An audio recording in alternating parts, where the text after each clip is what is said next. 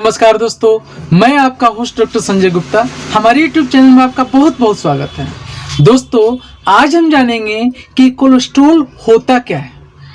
Cholesterol के बारे में जानेंगे कि हमारे शरीर में कैसे बढ़ता है, कैसे कम होगा, इसका नॉर्मल रेंज क्या है, या हमारे शरीर में होने से क्या फ़ायदा है, अगर कम हो जाता है तो क्या नुकसान है। तो सबसे पहले हम जानते हैं कि कोलेस्ट्रॉल होता क्या है।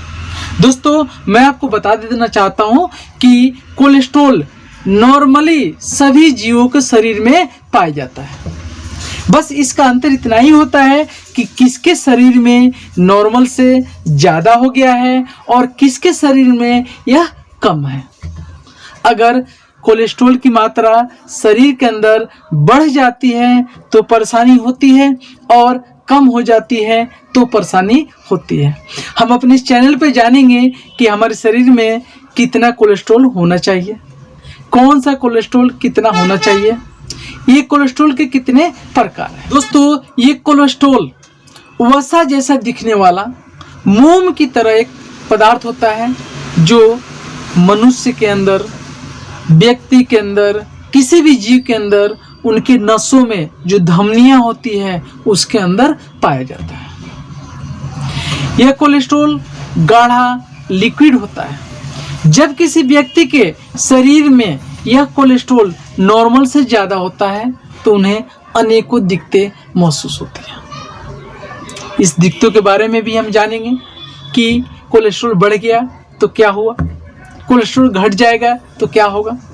दोस्तों, मुख्यतः देखा जाता है, और यही एनाटॉमी है, यही फिजियोलॉजी है कि कोलेस्ट्रॉल लीवर द्वारा निर्मित पदार्थ होता है, क्योंकि कोलेस्ट्रॉल लीवर से बनता है, जो दिखने में एक वसा की तरह दिखाई देता है, और यह मोम की तरह गाढ़ा पदार्थ होता है। जैसे मोम पिघलता है ना, इस तरह से होता है। दोस्तों, इसका शरीर में होना बहुत ही जरूरी है, क्योंकि पाचन में कोलेस्ट्रॉल बहुत ज़्यादा मदद करता है। कोलेस्ट्रॉल की वजह से विटामिन डी का निर्माण होता है, जो हमारी हड्डियों के लिए बहुत ही फायदेमंद होती है। दोस्तों, कोलेस्ट्रॉल की मदद से जो कोशिका झिल्ली होती है उसका गठन होता है, उसका निर्माण होता है।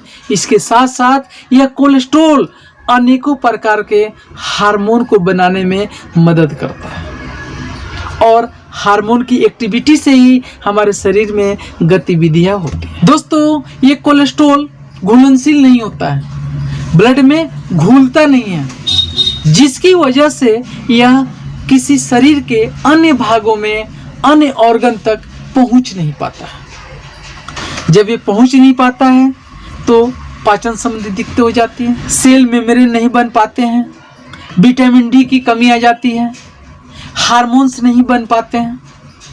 इसको एक स्थान से दूसरे स्थान तक पहुंचाने के लिए लाइपोप्रोटीन की मदद लिया जाता है। दोस्तों, मैं आपको बता दूं कि लाइपोप्रोटीन एक प्रकार का कोलेस्ट्रॉल होता है, जो मेन कोलेस्ट्रॉल को अनेक अंगों तक, अनेक ऑर्गन तक पहुंचाता है। यह लाइपोप्रोटीन दो प्रकार के होते हैं। एक होता है एलडीएल कोलेस्ट्रॉल, जिसे लो डेंसिटी लाइपोप्रोटीन कोलेस्ट्रॉल के नाम से जाना जाता है। यह कोलेस्ट्रॉल बहुत ही खतरनाक होता है, यह नुकसानदायक होता है, क्योंकि यह धमनियों में जम जाता है।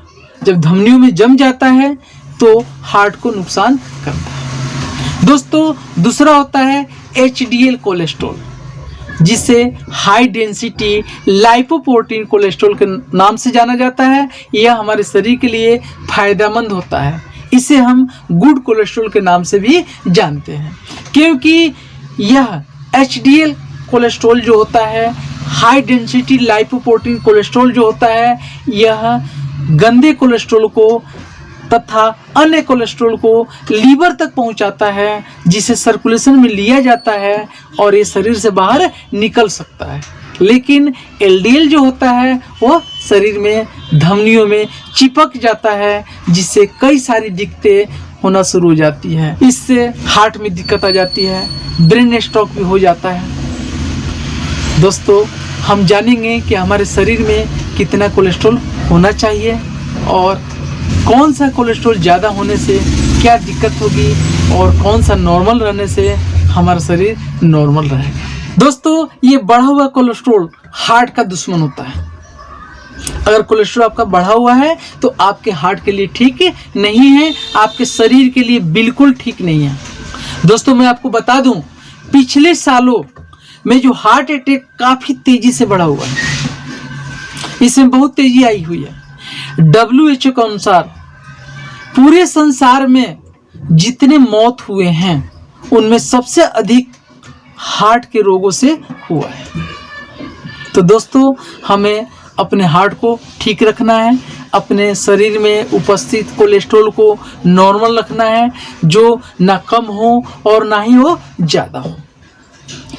दोस्तों फिर हम अगले वीडियो में जानते हैं कि हमारे शरीर में कौन सा कोलेस्ट्रॉल कितना होना चाहिए और बढ़े हुए कोलेस्ट्रॉल को हम कैसे कम करें, बढ़े हुए कोलेस्ट्रॉल का क्या लक्षण है, इसके क्या क्या नुकसान हो सकते हैं। दोस्तों आप बने रहिए, जब तक आप हमारे चैनल को सब्सक्राइब कर दीजिए ताकि हमारे आने वाली सारी वीडियो आपको आसानी से मिल सके।